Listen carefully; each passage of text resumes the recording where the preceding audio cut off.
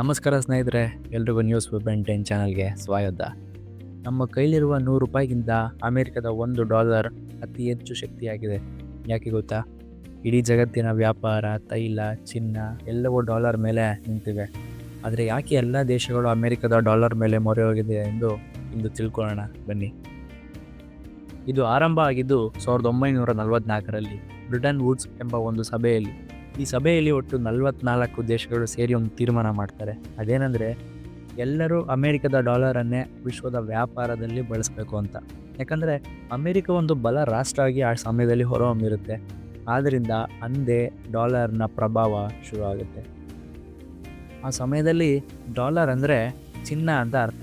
ಅಂದರೆ ನಿಮಗೆ $1 ಇದ್ದರೆ ಅದಕ್ಕೆ ಸಮಾನವಾದ ಚಿನ್ನವನ್ನು ನೀಡ್ತಾಯಿದ್ರು. ಹೀಗಾಗಿ ಎಲ್ಲ ದೇಶಗಳು ಕೂಡ ಡಾಲರ್ ಮೇಲೆ ಡಿಪೆಂಡೆಂಟ್ ಆಗಬೇಕಾಗತ್ತೆ. ನಂತರ ನಿಧಾನವಾಗಿ ಇಡೀ ವಿಶ್ವದ ಹಣ ಡಾಲರ್ ಮೇಲೆ ನಿಲ್ಲಬೇಕಾಗುತ್ತೆ. ಆದರೆ 1971ರಲ್ಲಿ ಅಮೆರಿಕ ಒಂದು ಶಾಕ್ನ ನೀಡುತ್ತೆ. ಅಧ್ಯಕ್ಷ ನಿಕ್ಸಾನ್ ಒಂದು ಘೋಷಣೆಯನ್ನು ಮಾಡ್ತಾರೆ, ಡಾಲರ್ ಈಗ ಚಿನ್ನಕ್ಕೆ ಕನೆಕ್ಟ್ ಆಗೋದಿಲ್ಲ ಅಂತ.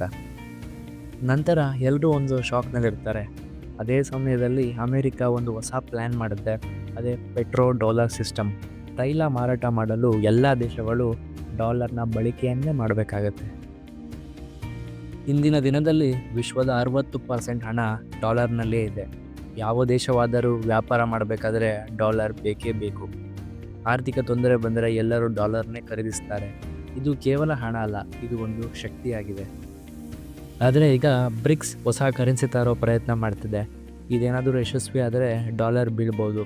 ಇದು ಒಂದು ಹೊಸ ಯುಗದ ಆರಂಭ ಕೂಡ ಆಗ್ಬೋದು. ಡಾಲರ್ ಇಂದಿಗೂ ಕೂಡ ಒಂದು ಶಕ್ತಿಯ ಚಿಹ್ನೆ ಆಗಿದೆ. ಆದರೆ ಇತಿಹಾಸ ಹೇಳುತ್ತೆ, ಯಾವ ಸಾಮ್ರಾಜ್ಯ ಕೂಡ ಶಾಶ್ವತ ಅಲ್ಲ. ನೀವೇನು ಯೋಚಿಸ್ತೀರಾ ಫ್ರೆಂಡ್ಸ್? ಡಾಲರ್ ಒಂದು ಪ್ರಬಲ ಶಕ್ತಿಯಾಗಿ ಉಳಿತಾ, ಅಥವಾ ಬ್ರಿಕ್ಸ್ನ ಮುಂದೆ ಬರುವ ಕರೆನ್ಸಿ ಡಾಲರ್ನ ಶಕ್ತಿ ಕಡಿಮೆ ಮಾಡುತ್ತಾ? ನಿಮ್ಮ ಅಭಿಪ್ರಾಯವನ್ನು ಕಮೆಂಟ್ ಮೂಲಕ ತಿಳಿಸಿ. ಹಾಗೆ ಈ ವಿಡಿಯೋ ಇಷ್ಟ ಆಗಿದರೆ ಲೈಕ್, ಶೇರ್ ಮತ್ತು ಇನ್ನಷ್ಟು ಹೆಚ್ಚಿನ ಮಾಹಿತಿಗಾಗಿ ಸಬ್ಸ್ಕ್ರೈಬ್ ಮಾಡಿ.